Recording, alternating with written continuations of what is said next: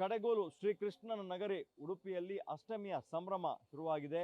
ಬೆಳಗ್ಗೆನಿಂದಲೂ ಸಾವಿರಾರು ಜನ ಭಕ್ತರು ಉಡುಪಿ ಶ್ರೀಕೃಷ್ಣನ ದರ್ಶನಕ್ಕೆ ಬರ್ತಾ ಇದ್ದಾರೆ. ಕೃಷ್ಣ ಮಠದ ರಥ ಬೀದಿ ನಾವು ವಧುವಿನಂತೆ ಸಿಂಗಾರ ಆಗಿದೆ. ನಾವು ನೋಡ್ಬೋದು ಗುರ್ಜಿಗಳನ್ನ ಎದುರು ಭಾಗದಲ್ಲಿ ನೋಡ್ತಾ ಇದ್ದೇವೆ. ಇದು ಕನಕ ಗೋಪುರದ ದೃಶ್ಯ. ಸಂಪೂರ್ಣವಾಗಿ ಸಿಂಗಾರ ಮಾಡಲಾಗಿದೆ.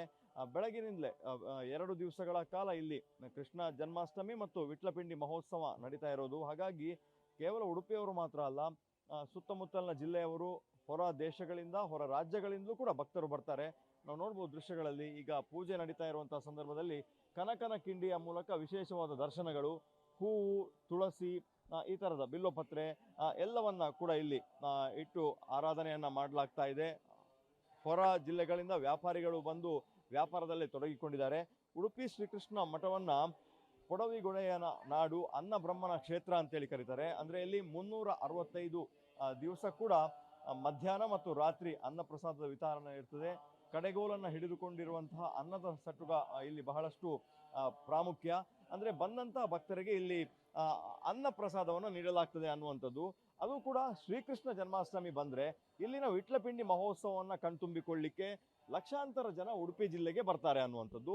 ಪ್ರಮುಖವಾಗಿ ಎದುರು ಭಾಗಗಳಲ್ಲಿ ಇಡೀ ಕೃಷ್ಣ ಮಠವನ್ನ ಹೂವಿನ ಅಲಂಕಾರಗಳಿಂದ ಸಿಂಗಾರ ಮಾಡಲಾಗಿದೆ.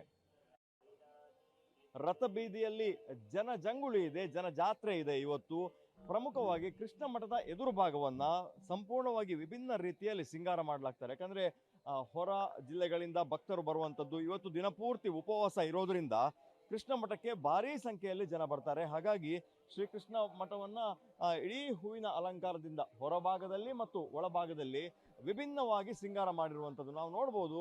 ಆ ಪ್ರವೇಶ ದ್ವಾರ ಹೇಗಿದೆ ಅನ್ನುವಂಥದ್ದು. ಕಳೆದ 2 ದಿವಸಗಳಿಂದ ಇಲ್ಲಿನ ಹೂವಿನ ವ್ಯಾಪಾರಿಗಳಾಗಿರ್ಬೋದು ಅಥವಾ ಇದನ್ನ ಸಿಂಗಾರ ಮಾಡುವಂತಹ ಒಂದು ತಂಡ ಇದೆ. ಆ ತಂಡವೇ ಬಂದು ಇಡೀ ಕೃಷ್ಣ ಮಠಕ್ಕೆ ಹೂವಿನ ಅಲಂಕಾರವನ್ನು ಮಾಡಿರೋದು ನಾವು ನೋಡ್ಬೋದು. ಒಳಭಾಗದಲ್ಲಿ ಜನ ಪ್ರವೇಶಿಸುವಂತಹ ಭಾಗ ಕೂಡ ಸಂಪೂರ್ಣವಾಗಿ ಹೂವಿನಿಂದ ಸಿಂಗಾರ ಆಗಿರುವುದನ್ನು ನಾವು ನೋಡ್ತಾ ಇದ್ದೇವೆ. 2 ದಿವಸ ಇಲ್ಲಿ ಸಂಭ್ರಮದ ಉತ್ಸವಗಳು ನಡೀತದೆ. ಅದರ ಜೊತೆಗೆ ಪ್ರಮುಖವಾದ ಆಕರ್ಷಣೆ ಅಂದ್ರೆ ಹುಲಿವೇಷ ಕುಣಿತ, ಅದರ ಜೊತೆಗೆ ಬೇರೆ ಬೇರೆ 106 ವೇಷಗಳು. ಇದನ್ನ ಕಣ್ತುಂಬಿಕೊಳ್ಳಿಕ್ಕೆ ಅಂತಾನೆ ಭಕ್ತರು ಬೇರೆ ಬೇರೆ ಭಾಗಗಳಿಂದ ಬರ್ತಾರೆ. ಇವತ್ತು ಕೃಷ್ಣ ಭಕ್ತರು ಸಂಪೂರ್ಣವಾಗಿ ಉಪವಾಸ ಇರ್ತಾರೆ.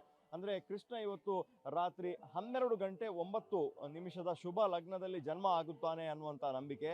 ಅಲ್ಲಿಯವರೆಗೂ ಕೂಡ ಭಕ್ತರು ಯಾರು ಕೂಡ ಅನ್ನಾಹಾರವನ್ನ ತೆಗೆದುಕೊಳ್ಳುವುದಿಲ್ಲ. ಆ ನಂತರ ಫಲಾಹಾರವನ್ನ ಮಾಡುವುದು. ನಾಳೆ ಸಾವಿರಾರು ಜನಕ್ಕೆ ಕೃಷ್ಣ ಮಠ ಸುತ್ತಮುತ್ತ ಇರುವಂತಹ ಯಾವುದೇ ಫ್ಯಾಕ್ಟರಿಗಳಿರ್ಬೋದು, ಕಂಪನಿಗಳಿರ್ಬೋದು, ಶಾಲೆಗಳಿಗೆ ಎಲ್ಲಕ್ಕೂ ಕೂಡ ಉಡುಪಿ ಕೃಷ್ಣ ಮಠದ ಈಗಿನ ಪರ್ಯಾಯ ಪುತ್ತಿಗೆ ಮಠದ ಪರ್ಯಾಯ ನಡೀತಾ ಇದೆ.